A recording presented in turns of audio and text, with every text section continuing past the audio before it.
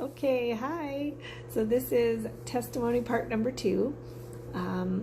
I left off last time saying how I had prayed at this youth group and my prayer completely was just answered. Like within a month, my parents all stopped drinking.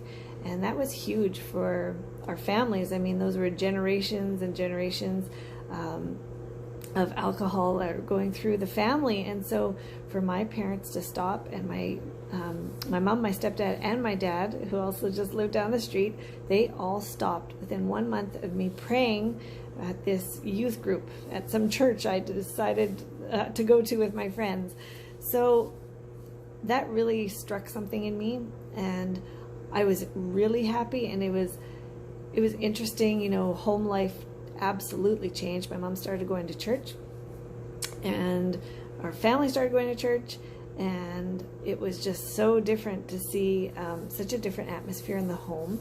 So now here I am going to church every Sunday and youth groups on Fridays, but I was still really, you know, I went to school, I was involved in sports, I had lots of friends, and you know, their family lives, some of them too, were all the same as what my parents just came out of.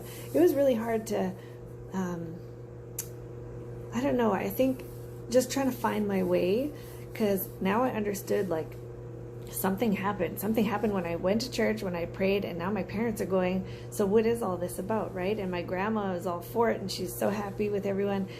And it was just, I was a teenager, you know, and I was going to school and just trying to find my way with all these people, and you know, the situations we're involved in. Now we're the ones with the alcohol. Now we're the ones being offered drugs. Now we're the ones you know, involved in so many situations that little girls shouldn't be involved in, and we're the ones having to make these kind of grown-up decisions now.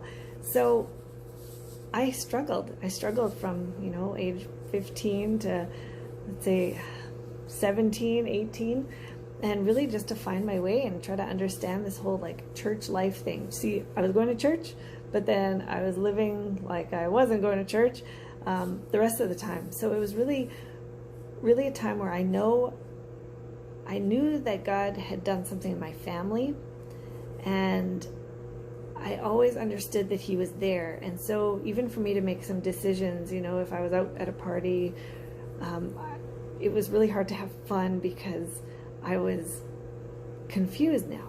I said, you know, God, like, is this what you want for me? Like, I could feel such emptiness. You know, I'd party hard and I'd feel this emptiness all the time. And I know it was just the struggle. It was between good and evil. That's what it was. And so here I am now one morning, and I was 18 at this time.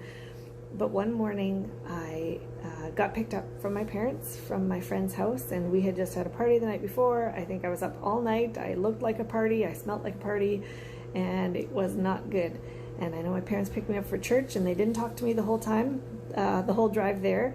And I just knew, you know, I was in trouble, and that just wasn't good.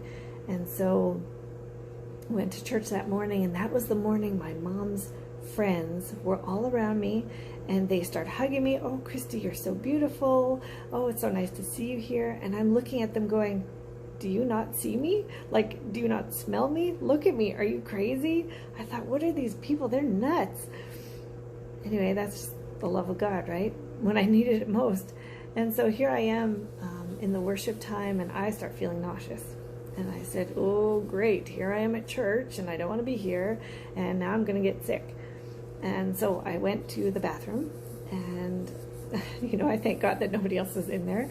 But I went to the washroom, and I got sick in the washroom. And as I'm washing my face, I look up in the mirror, and God said to me in such a strong voice inside me, you are becoming exactly what you hated.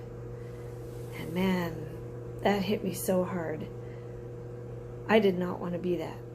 You know, I hated my parents for the things that I'd gone through. I hated their lifestyle and how they were living. I hated it. And God was absolutely right. You're becoming exactly what you hated. And I said, I am not going to do that. And I said, God, I want you. And I left that bathroom and I was just in like this silence, this shock, this complete, I don't know, life-changing moment happened. And I went back to my seat and my mom looked at me and she goes, "What's the matter with you?" And I said, "Oh, I'll explain later, after we go home and I have a nap." And honestly, when we went home and I woke up after that nap, I said, I'm never going to be the same again.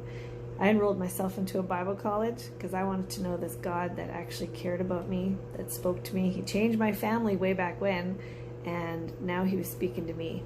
And so there's part of my testimony. I'll give you the rest another time.